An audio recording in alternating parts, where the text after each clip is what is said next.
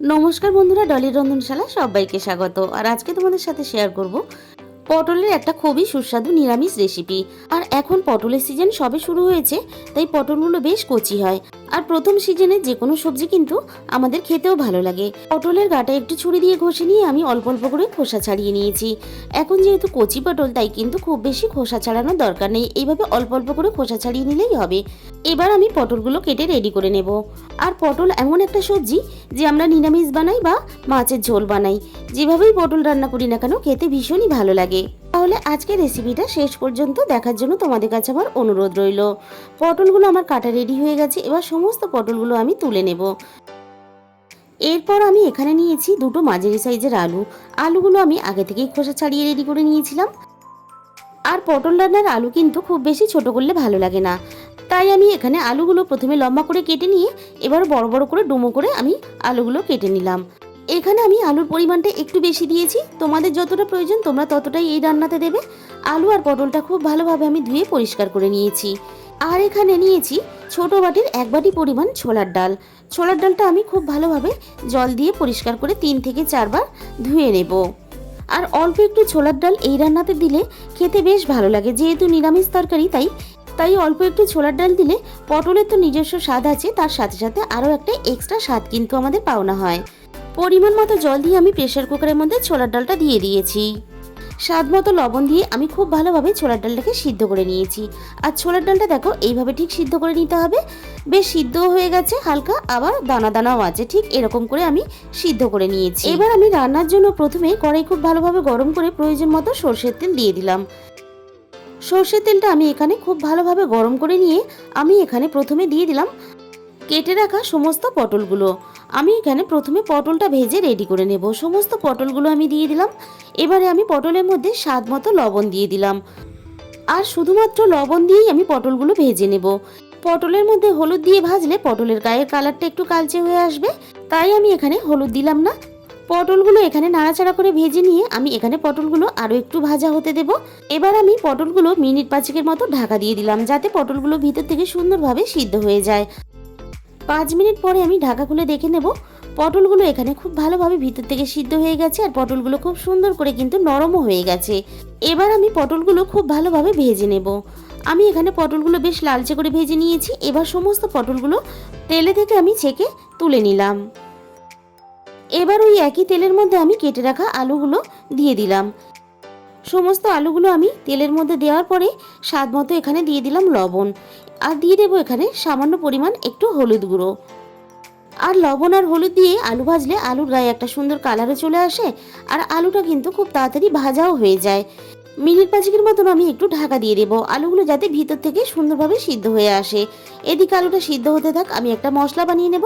এর জন্য মিক্সিং জারের মধ্যে দিয়ে দিলাম 1 ইঞ্চি পরিমাণ আদা কুচি, আর দিয়ে দিলাম ঝালের জন্য 3টে কাঁচা লঙ্কা। আর এখানে দিয়ে দেবো ছোট সাইজের একটা টমেটো কুচি। এরপর আমি এখানে দিয়ে দেবো 1 চামচ পরিমাণ কাঁচা গোটা জিরে। আর আমি সামান্য পরিমাণ জল দিয়ে মশলাগুলো একসাথে খুব ভালোভাবে বেটে নেব। সব কিছু খুব ভালোভাবে একসাথে আমি একটা মিহি পেস্ট বানিয়ে রেডি করে নিলাম। এদিকে এবার আমি ঢাকা খুলে আলুগুলোকে দেখে নেব। আর একটু ঢাকা দিয়ে আলুটা ভাজলে তাহলে তাড়াতাড়ি আলুটা ভিতর থেকে সিদ্ধ হয়ে যায়, আর রান্না করতে খুব বেশি সময় লাগে না, রান্নাটাও বেশ ঝটপট হয়ে যায়। আলুগুলো আমার খুব ভালোভাবে ভাজা রেডি হয়ে গেছে, আলুর গায়ে একটা সুন্দর কালারও চলে এসেছে। এবার আমি আলুগুলো তেলে থেকে ছেঁকে তুলে নিলাম। এবার আমি ওই একই তেলের মধ্যে আরও একটু প্রয়োজন মতো সর্ষের তেল দিয়ে দিলাম। সর্ষের তেলটা খুব ভালোভাবে গরম হতে আমি এখানে দিয়ে দিলাম ফোড়নে অল্প একটু গোটা জিরে, আর সাথে দিয়ে দিলাম 2টো শুকনো লঙ্কা। এবার আমি এখানে দিয়ে দেব সাথে 2টো তেজপাতা। এখানে আমি এই সময়ে গ্যাসের আঁচটা একেবারে কমিয়ে দিয়েছি। এবারে আমি এখানে ফোড়নে দিয়ে দিলাম অল্প একটু হিং, আর সাথে সাথেই আমি এখানে বেটে রাখা মশলাটা দিয়ে দিলাম। আর যেহেতু হিং দিয়েছি তাই সাথে সাথে মশলাটা আমি দিয়ে দিলাম, তার কারণ হিংটা না হলে পুড়ে যেতে পারে। আর যেহেতু নিরামিষ পটল দিয়ে ছোলার ডাল রান্না, তাই অল্প একটু হিং দিলে খেতেও বেশ ভালো লাগে, আর তরকারির মধ্যে দারুণ একটা ফ্লেভার আসে। আদা জিরে আর টমেটোর কাঁচা গন্ধটা চলে যাওয়া পর্যন্ত আমি খুব ভালোভাবে মশলাটা কষিয়ে রেডি করে নিয়েছি। এরপর আমি এখানে স্বাদ মতো লবণ দিয়ে দিলাম 1/2 চামচের একটু বেশি হলুদ গুঁড়ো। আর যেহেতু কাঁচা লঙ্কার ঝালে আমি এই রান্নাটা করব, তাই এখানে কালারের জন্য অল্প একটু কাশ্মীরি লঙ্কার গুঁড়ো দিয়ে দিলাম। আর আমি এখানে সবশেষে দিয়ে দিলাম স্বাদের ব্যালেন্সের জন্য অল্প কয়েক দানা চিনি।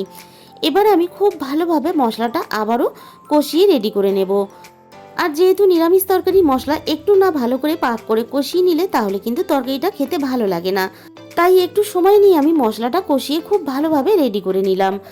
আর মশলা থেকে বেশ তেলও ছাড়তে শুরু করে দিয়েছে। এই সময় আমি মিক্সির বাটি ধোয়া অল্প একটু জল দিয়ে দিলাম। এবার এই মশলার মধ্যে প্রথমে আমি ভেজে রাখা সমস্ত আলুগুলো দিয়ে দেব।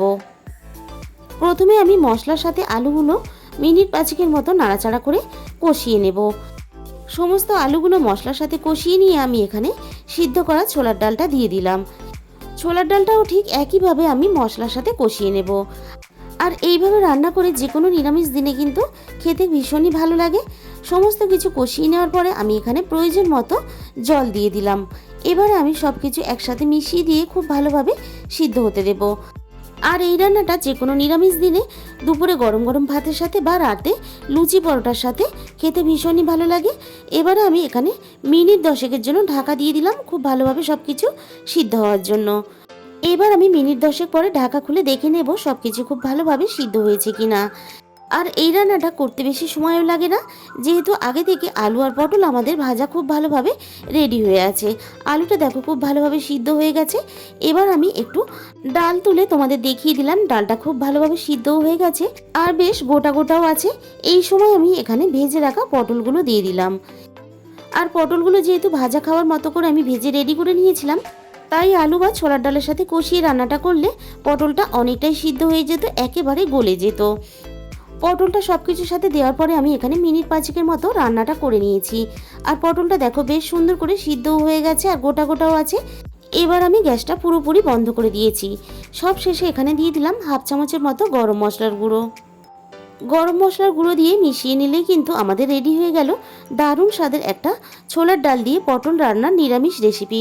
তাহলে আজকের রেসিপিটা ভালো লাগলে অবশ্যই ভিডিওতে একটা লাইক করো আর প্রচুর প্রচুর শেয়ার করো। আর যে সমস্ত নতুন বন্ধুরা এখনও পর্যন্ত আমার চ্যানেলটাকে সাবস্ক্রাইব করনি, অবশ্যই আমার চ্যানেলটাকে সাবস্ক্রাইব করে পাশে থাকা বেল আইকনটা অল করে দিও, যাতে আমি কোনো নতুন রেসিপি আপলোড করলে সবার আগে তোমার কাছে পৌঁছায়।